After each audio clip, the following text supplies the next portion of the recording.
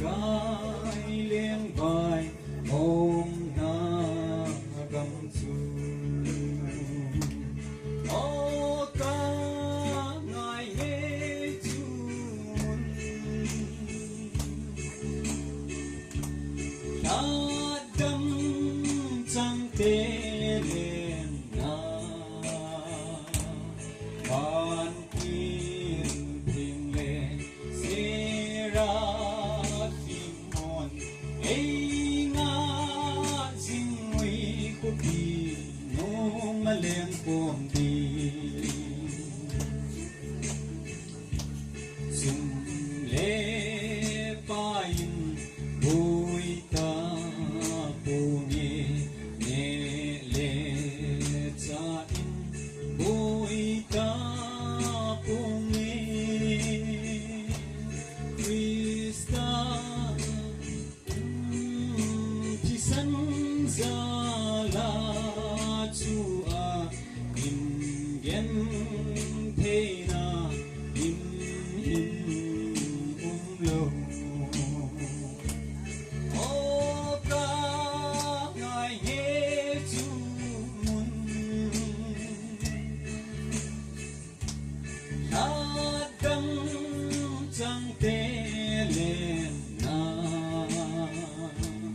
ban tiên thiên lệ sẽ ra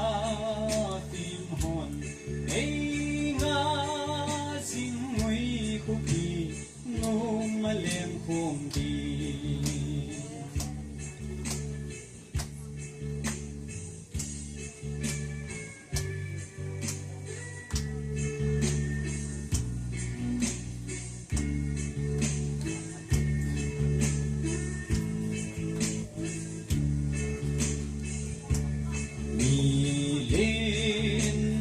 là giá cả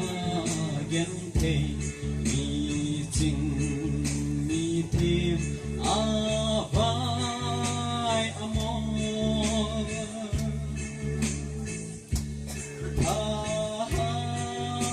tha lom ki khen lâu na ba cái lên vai hôm na gắm chu ô ca ngài nghe chuồn cha đâm chẳng thể lên na ban kia thiên lệ sẽ ra phim hồn ấy ngã xin nguy của bi nô mà lên con đi lung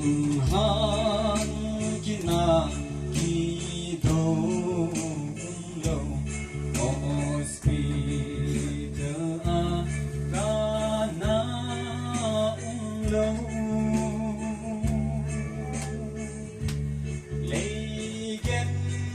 thế na him lâu ba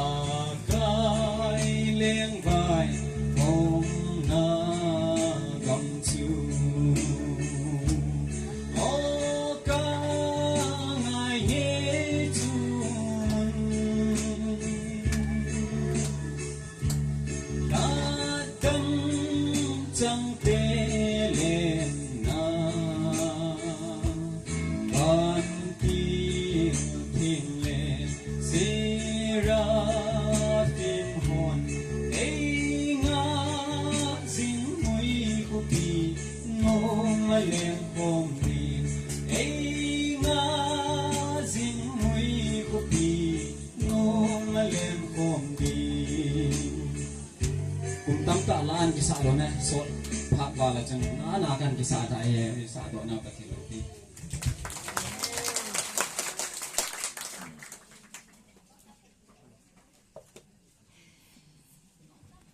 Kipamin ama ay tiyong kisisi